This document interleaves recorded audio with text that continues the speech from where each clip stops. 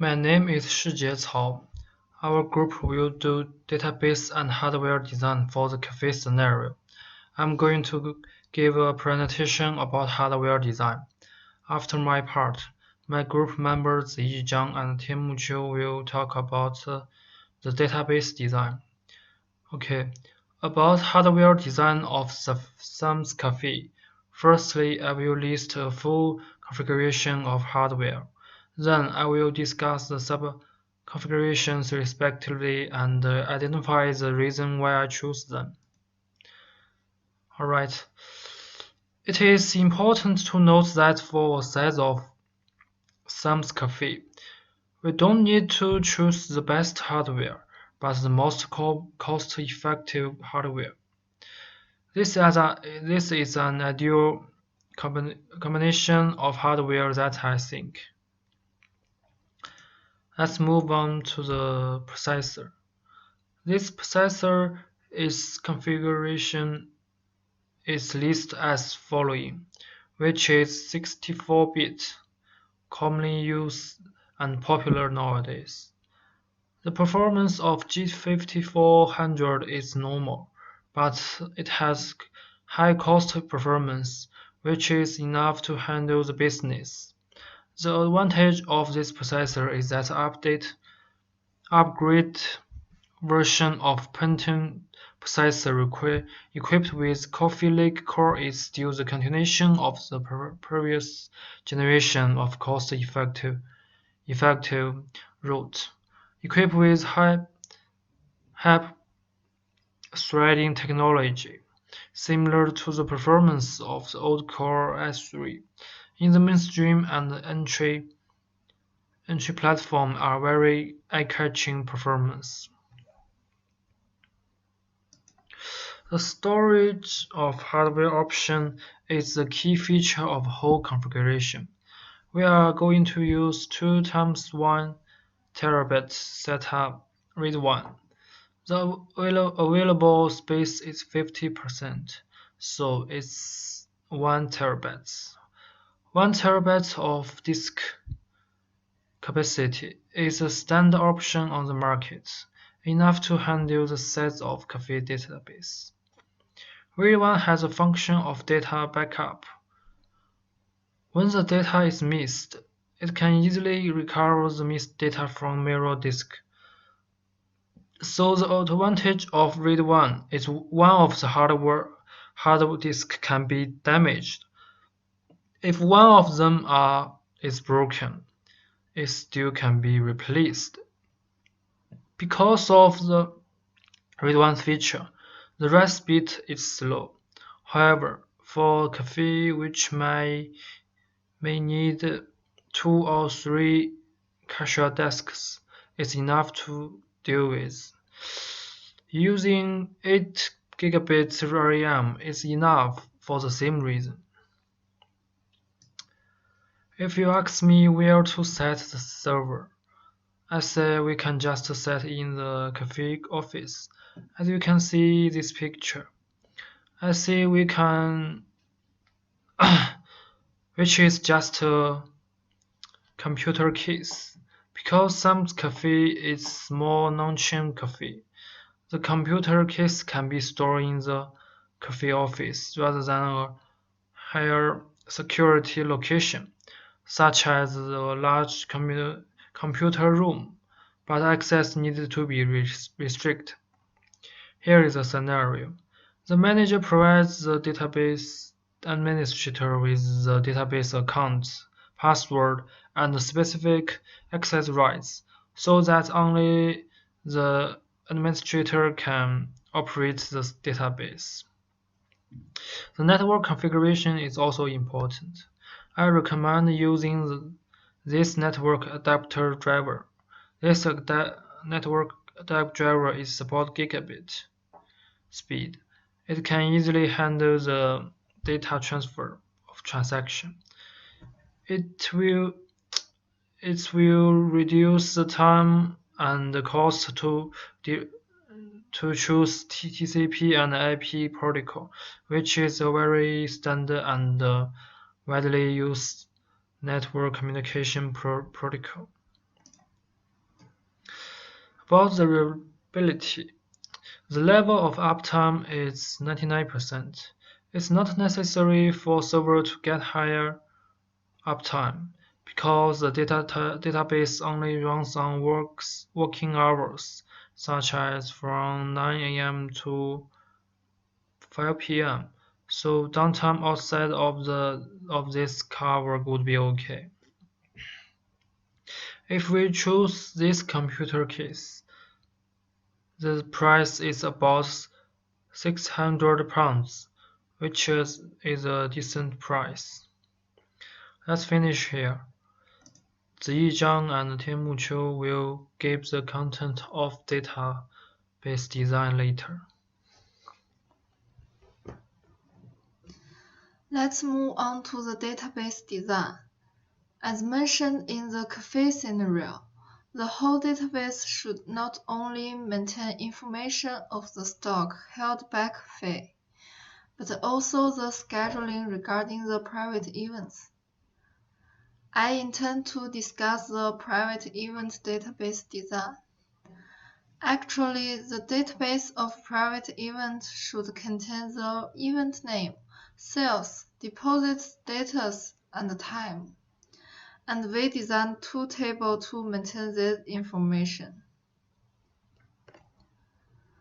The first table is private event, which have 5 attributes.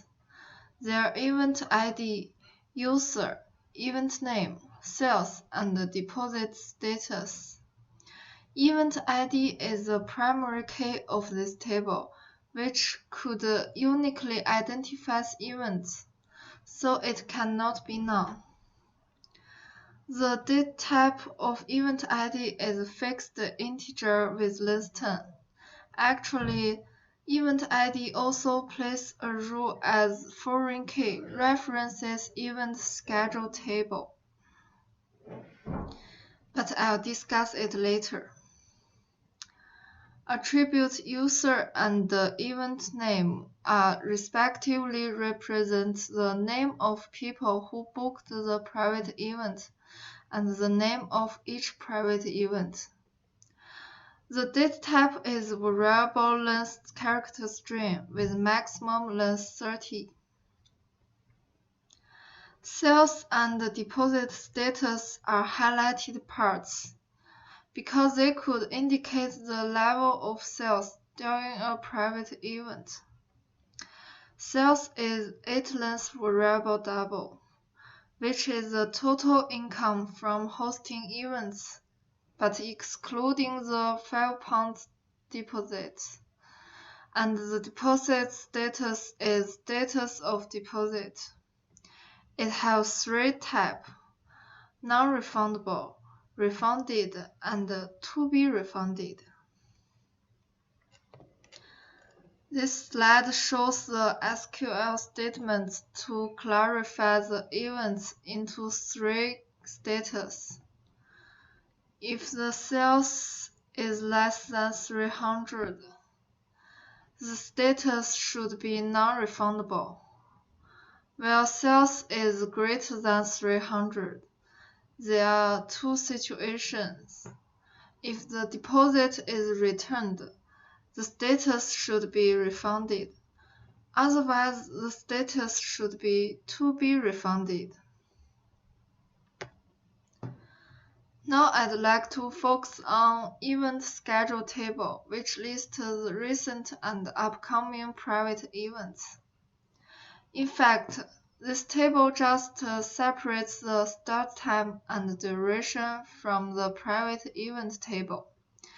In order to satisfy the third normalization forms, that tables must only contain non-primary key attributes, which are fully dependent on the primary key.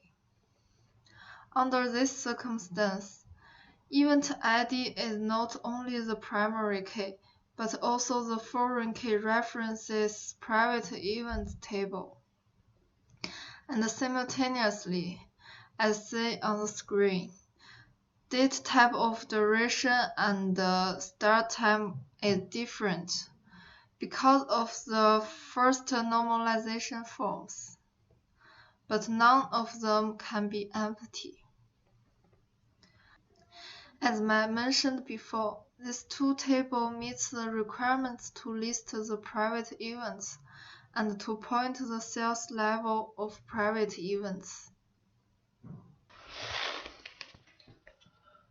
Now I would like to focus on the tables concerning the items and transactions in the cafe. The first table, named Stock, is storing the stock information of various items for sales in the cafe. 4 attributes are set in this table. Stock ID is a primary key which uniquely defines an item. Fixed length integer with length 4 is used to represent the stock ID. The item name is the name of each item for sale, which can be an alternate key for this table. The data type of this attribute is variable length character with maximum length 20. Unit price stores the price of each item and quantity stores the stock information. In other words, it stores the number of items left in the storage. Double data type is used to represent the price, while quantity is expressed in integers. All these attributes are specified not to be null.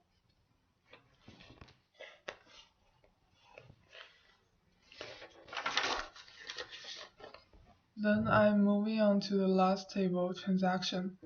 Attributes contained in this table are ID, item, quantity, total price, date, and event ID. ID means the transaction ID, where duplicates can occur. As you can see, the first 8 digits of 12 digits indicates the transaction date. Item stores the name of items in the transaction. On account of the fact that the same item only appears once in a user order, these two columns, ID and item, are combined as the primary key of this table. Quantity and total price respectively represent the number of items traded in the transaction and the total price of the item traded. Date is the date that the transaction occurred, which can be used to query certain transaction record. Event ID is a corresponding event ID. It means that if a transaction is occurred in an event, the related event ID is supposed to be filled in this column. This is the only column that is allowed to be null in this table, because not all transactions take place in private event. This is also a foreign key that references the primary key event ID in table private event, which is introduced by my group mates just now.